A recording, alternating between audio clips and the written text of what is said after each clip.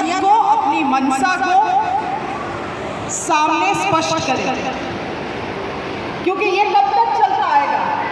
2005 से श्री बंधु जी इस मामला को लगातार राजस्थान में उठा रहे हैं। मुझे जो फाइल दिया गया है, इस फाइल को भी मैं अध्ययन कर रही थी और PRI से भी इसको संशोधन करते हुए, इसको पारित करते हुए सरकार को भेजा गया।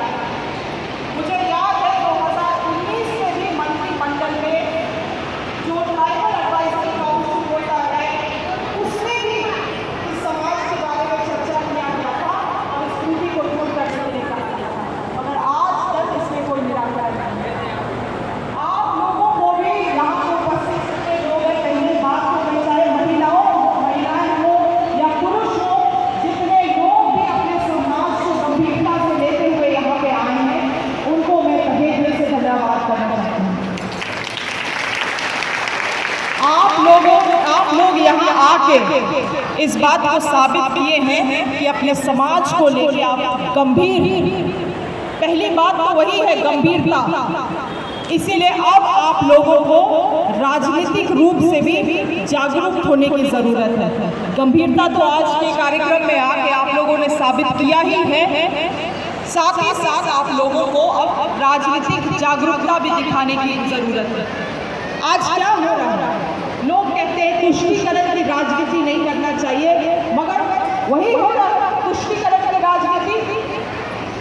कुछ ऐसे लोगों को अनुसूचित जाति या अनुसूचित जनजाति का दर्जा दे दिया जा रहा है या उनके लिए लड़ाई लड़ा जा रहा है कि उनको अनुसूचित जनजाति का दर्जा दीजिए या उनको अनुसूचित जाति का दर्जा दीजिए, मगर जो लोग पहले से अनुसूचित जनजाति हैं या जो लोग पहले से अनुसूचित जाति के पद में हैं, वर्ग में हैं, उन लोगों को जाति प्रमाण पत्र क्यों नहीं दिया जा रहा है? यह तुष्टीकरण की राजनीति नहीं है तो क्या है? इसीलिए राजनीतिक जागरूकता जरूरी है। मसला क्या है असल में आप लोगों को बताती हूँ। हम लोगों के अंदर राजनीतिक जागरूकता नहीं होने के कारण हम लोग सही सवाल नहीं उठा पा रहे, हम लोग सही सवाल नहीं उठा रहे हैं। हम लोग नेताओं से, जो राजनीतिक पार्टियां हैं, उनसे हम लोग सही सवाल नहीं कर रहे हैं। आज मणिपुर में क्या हो रहा है, क्या आप लोगों को मालूम है कि इसी देश का एक राज्य चल रहा है, पिछले 45 से 47 दिन में वहां पे लगभग 200 से लेकर 300 लोगों को उन लोगों को मार दिया गया है। हमारे ही देश की बात है ये। क्यों, किस कारण से? क्योंकि वहां पे भी इसी तरह का तुष्टीकरण का राजनीति हुआ।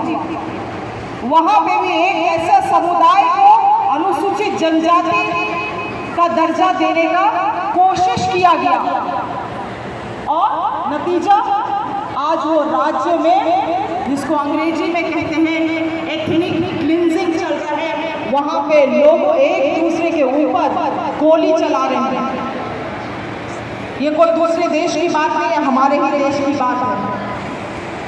इसीलिए जरूरी है कि आप लोग भी राजनीतिक जागरूकता रखें, सही को सही और गलत को गलत बोलने की हिम्मत रखें। अगले साल 2024 में लोकसभा चुनाव आ रहा है, तरह तरह के लोग आएंगे, ऐसे लोग भी आएंगे जो आज तक आपका गांव, आपका पंचायत तक नहीं घुसे हैं। ऐसे लोग आएंगे आपसे वोट मांगने के लिए, और क्योंकि उनके पास आपको देने के लिए कोई सही चीज नहीं है, आपको जाति और धर्म के नाम पे भटकाने का काम करेंगे। और जब तक आप भटकिएगा तब तक अपना राजनीतिक रोटी सेकने का काम करेंगे। इसीलिए जरूरी है कि आप सभी राजनीतिक पार्टी का इतिहास ढूंढें और कांग्रेस पार्टी का भी इतिहास आप ढूंढें। हम लोग ऐसे ही कांग्रेस पार्टी से आपको दावा नहीं कर रहे किसी चीजों का, आप इतिहास पलट के देख लीजिए। अगर अनुसूचित जाति, जनजाति, पिछड़ा वर्ग के लिए नीति बनाया गया है, विकास की पार्टी नहीं बनाई है। मनरेगा गरीबों को नौकरी देने का, रोजगार देने का एकमात्र नियम किसने लाया?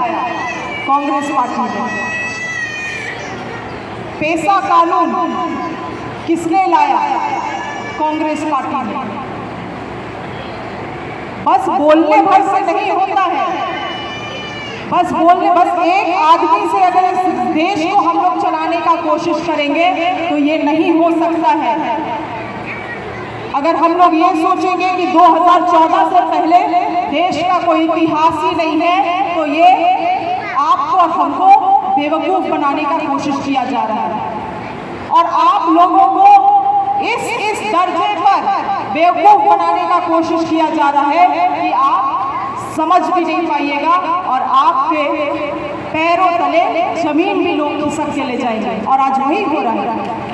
लोग अपना जाति प्रमाण पत्र से जाति नहीं साबित कर पा रहे हैं तो उन लोगों का जमीन तक नहीं साबित हो पा रहा है। यही हो रहा है, हो रहा है, यही हो रहा है। इसीलिए हम उसको कह रहे हैं कि ये कोई छोटा मोटा एक समुदाय को, एक जनजाति को, एक जाति को दर्जा देने का मामला नहीं है। ये एक बड़ा सिंडिकेट है, बड़ा कंट्रोवर्सी है, जिससे गरीबों को, पिछड़े वर्गों को, आदिवासियों को, अनुसूचित जातियों को उनका हक और अधिकार छीनने का ये कोशिश है। और इसमें कई सारे अधिकारी भी मिले हुए हैं। चीख बढ़ाई का मामला, कोई एक विशेष धर्म का था तो उसको चीख बढ़ाई का जाति प्रमाण पत्र नहीं दिया गया। सिमडेगा का मामला है, हम इस मामले को विधानसभा में भी पिछले सत्र में उठाए थे। जाति और धर्म, जाति का धर्म से क्या मतलब है?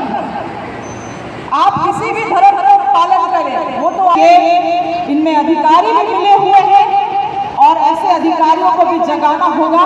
और उसके लिए हमें मजबूत सरकार की जरूरत है, हमें कांग्रेस पार्टी की जरूरत है। इसीलिए इस बार कोई जाति और धर्म का संकल्प लेना होगा कि इस बार हम किसी जाति धर्म विशेष के नाम पे हम वोट नहीं देंगे।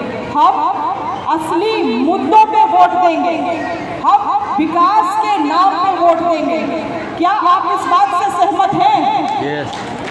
सहमत है तो हाथ उठाइए कि इस बार हम सही मुद्दों और विकास के नाम पे वोट देंगे और ना कि केवल जाति और धर्म पे, क्योंकि ये हमारा भारत देश है। हाथ नीचे रखेंगे। और ये केवल एक जाति से या एक धर्म से नहीं चलता है, सभी लोगों को लेके चलना है इस राज्य में। और जितने भी अनुसूचित जाति के लोग हैं, पिछड़ा वर्ग के लोग हैं, सभी लोगों को साथ में लेके इस राज्य में चलने की ज़रूरत है। और उसके लिए सरकार को ये फैसला लेना पड़ेगा और भूया समाज को, पाइक समाज को उनका हक और अधिकार दे के रहना होगा। धन्यवाद।